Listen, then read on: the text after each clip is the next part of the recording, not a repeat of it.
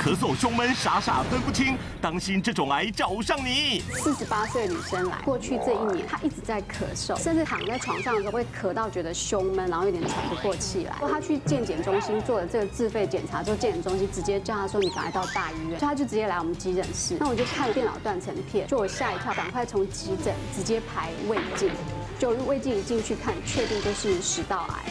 今晚10点，东森综合台32频道医师好辣。